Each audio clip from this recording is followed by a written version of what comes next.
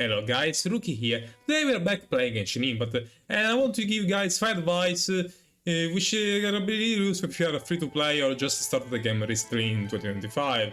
So with that out of the way, let's do this, shall we? First of all, the piece of advice I want to give you guys is to absolutely not spend any Primogens on the standard banner. There is a protective symbol because you can actually gain these things that are quite fade rather easily just by sending the cards, as you can see here. As you can see, it actually, as long as you advance your cards, you're actually gonna gain the coin fate. So it is absolutely no worth to actually spend your primos for that. Save for the limited banners, which are really are where the stronger cards are. Another thing that I want to advise you guys to actually not do at all is to actually pull for the weapon banner. The weapon banner is such a scam that it is really not worth it. Because aside from the fact that it really is difficult to win the said weapon, because not only there is like a 50-50 chance to actually get one of the 2 weapons, but you also could get the other weapon. Let's say I wanna pull for Mavica's weapon, which is this one, the 1000 Blazing Suns. There are 3 things that can happen. I can lose straight up the 50-50 and get another 5-star things, which is either a standard Carter or another weapon, which is not a featured one. I could win it, or I can lose, or I could win it still, but get the other weapon, the Striker's Watch, which I don't want, I don't need it at all. So yeah, basically, it's a freaking scam. Like even with the Hypnosis path, it doesn't really solve a lot of the issue. You have to spend a lot more Primogens to actually get the weapon that you want, rather than cards. The cards are actually easy to get than the weapon. So I definitely do not recommend you to, if you want to keep being free to play, to actually pull for the weapons. That's how I stopped being free to play, by pulling out a freaking weapon. Well, anyway, moving on. Another advice that I want to give you guys is don't mess up your talents. Like prioritize the talents that actually most needed for the cards because for example, Navia, this one you have to level up this one because it's elemental skill which deals the most amount of damage, as you can see, 600. But in general, for every character, like for Shangling is a ultimate, for Bennett is also his ultimate. Like each card has one particular things which are the most of the value actually resides. From some cards is the ultimate, like Bennett and Sanguine. From some others is the elemental skill, like Navia, or even Naida, even though Naida is probably both of them.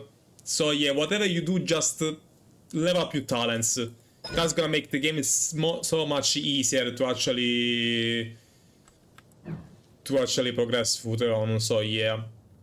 Another thing that I want you guys to recommend as a free-to-play / beginner is not to stress out too much on the artifacts. I mean, yes, you will need good artifacts to actually clear up the endgame content, but especially at the beginning, it really doesn't make too much of a difference, because at the beginning you just can put Bennett on your team and just simply leveling him up, especially his ultimate.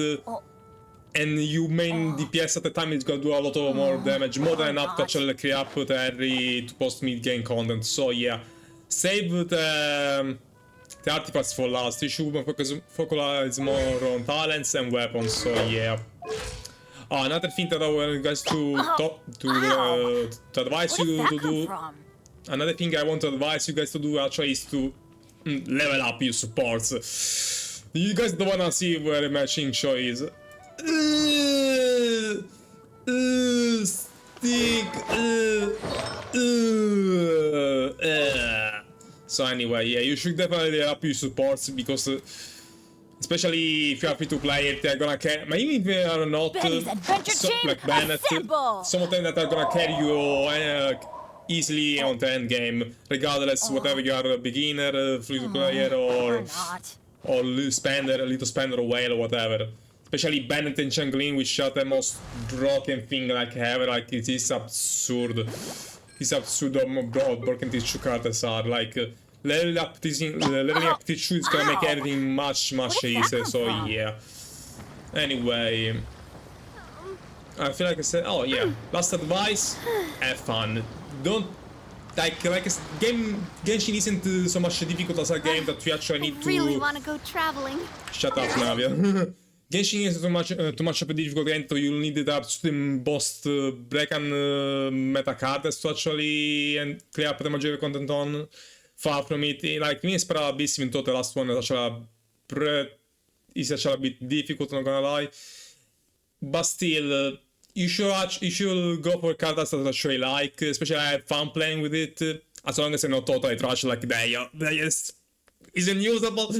So yeah, just pick a card that you actually, as you made in PS, pick a card that you have fun with it, get some good supports, I mean, aside from like leveling up you good supports like you have. Level up you good supports that you have, like Bennett and Changeling, which are a must. Chincho as well, even though if you have Yelan, or in my case Furina, you can actually pass by that. And just simple focusing on building your main DPS and have fun with it. So yeah, that way the game is gonna be more easy to actually progress through the game. You're actually gonna make progress faster, which is gonna result in a more fun gameplay experience. So yeah, and so I'll end this video here. If you guys enjoy my 5 advice that I gave you, make sure to leave a like and subscribe to not miss any future Genshin Impact content, any content that I may make, and I'll see you guys next time. Goodbye and take care.